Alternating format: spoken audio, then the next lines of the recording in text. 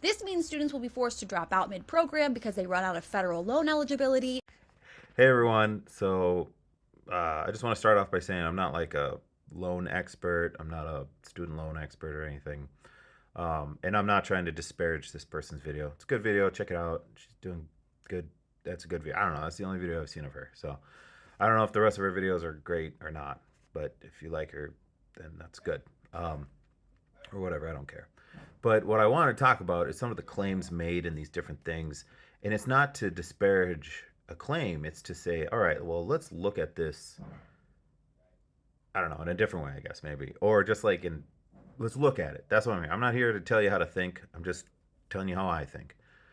So I've thought for a long time that the federal student aid program thing, the FAFSA loans, have been a bad thing because they're a guaranteed paycheck for tuition enrollment for these universities. And as long as we keep feeding that, they'll keep increasing their tuition costs, which they have done. It didn't get more expensive to teach how to do something. Maybe marginally it has in various subjects, but broadly speaking, it probably hasn't. Again, I'm not an expert. I'm just shooting from the hip. um, so the FAFSA loans are like a gravy train to the universities. They're like, yeah, we want this because you're like they're paid right away. The universities are. The loan goes through. The university's not handling the loan. They get the money to pay their staff and whatever the upkeep for their place, and then the loan gets either handled through the federal government, and then you have the other loans that are handled in private sector for the rest of them. Like if the federal government loans don't cover it all, and so that's to me a problem. I hate the one big beautiful bill. I think it's garbage. I think the one that preceded it, the Jobs Act and Tax Cut bill from Trump, is also garbage.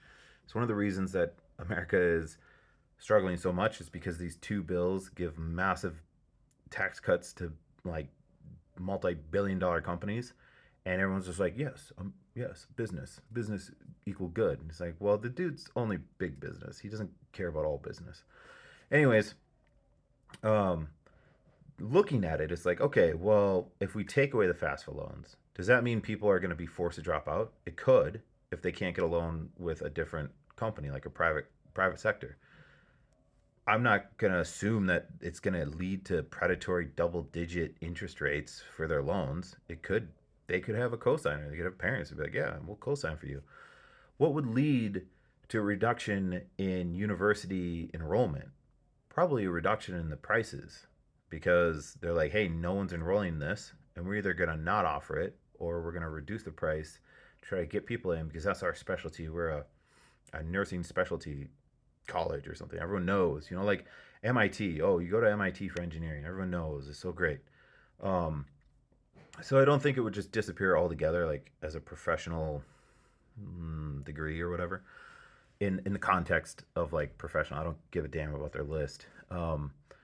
And I get that the funding requirements are changed for it, but like to me, it makes sense in a way. It's like, hey, I'm not defending the one big beautiful bill, and there's way better ways to do the things that they're trying to do.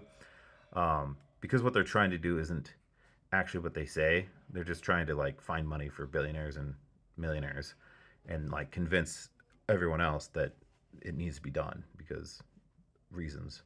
But I think it's interesting. Uh, Sorry, here, yeah, can't keep holding my phone up. I think it's interesting because we have these assumptions around like how it's all going to work. So I mean, it could very well lead to more service sector job development where and hey, I can't afford this. Even with federal financing, I can't afford it. What else do I have available to me, right? Oh well, maybe I could go in a trade skill and learn trade skill.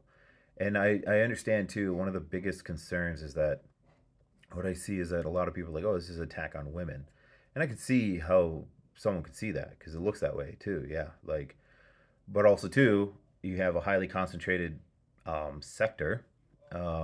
Say you have a highly concentrated sector of men in something, and then rules change, and less men will be able to go into that sector in the future, you could have the same argument. You go, well, this is an attack on men. This is dominated by men. Well, look what you're doing. It's like, all right, well, so I don't know. For me, it's yes, I see that they are dominated by women, and I think that diversifying the workforce across it all, not just through men and women, but through degree holders and non-degree holders and trade skills and vocational schools to help shore up knowledge for that, would lead to a more like a healthier um, economy, workforce, I suppose. Um, and so, yeah, it very well could lead to this, where it's like, hey, you know what? You get reduced funding from the federal government. To me, in the eyes of looking at the universities, that's a good thing because the universities have been on a gravy train for a long time. But there's always, this is the part that's usually ignored. And so, this is why politicians don't talk about it. There's always trade off and there's always lag. So, the trade off, well, you're disproportionately hurting women, like in women dominated fields. Um, was that on purpose? Was it not? I don't know. I'm not them. I didn't make the bill. And then the other part is the lag. It takes time. These things take time. So like there's a lot of economic pain in the meantime, People are like, "Oh, we'll do this and adjust that and all this other stuff will happen and it'll be great." And then, an economist will come out and be like, "Oh, as demand goes up, prices will go down." And you know, because or sorry, yeah, as prices go up, demand will go down, and blah blah blah blah. And then people will be like, "Yeah, but prices are up, and demand is still there." And then the economists will just go, "Prices aren't high enough yet. They have to keep going up." And it's true. It's true it's pretty true to an extent. It really depends on what the item is. How substitutable the item can be, um, and like the sourcing of the item. There's a lot to it. It's not just that simple. But most people don't want to get into that, and they don't want to figure out, oh, what are the details to this specific good? Like, I don't know, water, right? Or like freaking coal or something, or gas, like to heat your homes and stuff, like versus I don't know, tires. It's like, oh, I can't get that brand of tires. I'll just get this brand of tires. Like, who, doesn't matter. It's very substitutable. Or even just go without it, like ketchup. Yeah, you don't need ketchup to live. You know, you need food to live, but not specifically ketchup. So just skip it. We don't need ketchup anymore.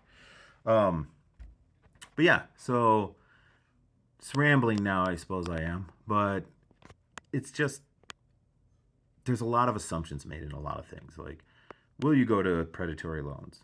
It's possible. I mean, it's your choice, or maybe it isn't your choice, and all you have is predatory loans. And so then it's the choice of, do I take those loans or not? I wouldn't.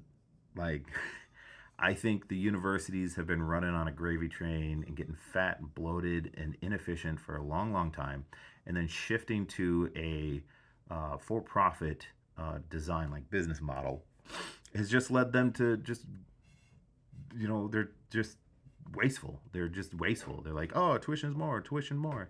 Like, why? Like, like I'm in college right now, and most of the crap is just read this book and then take this test. It's like, there's nothing else, nothing else for this. Like, no, just read the book, and then I'm gonna test you on it. So what the hell? Like, where's all this? Where's all this overhead? So, well, it's because it's a for-profit business, and they have shareholders, whether it's publicly traded or not. They have shareholders, uh, and yeah. Anyways, so we don't know what's gonna happen when different legislation is gonna come down the line, but a lot of people want to tell you what'll happen, and I'm just here to say it could be this, it could be that. Sorry, life's not that simplistic. I don't like cutting things black and white unless there's really like, hey, there's no reasonable way otherwise. There's always exceptions, there's always possibilities out there, and I'm just trying to highlight them is all. So again, nothing against the creator who made this video. Did a great job. They're way better at editing than I am. And check them out if you get a chance. I don't know. This is the only video I watched of theirs, so it seemed fine to me. So all right, see ya.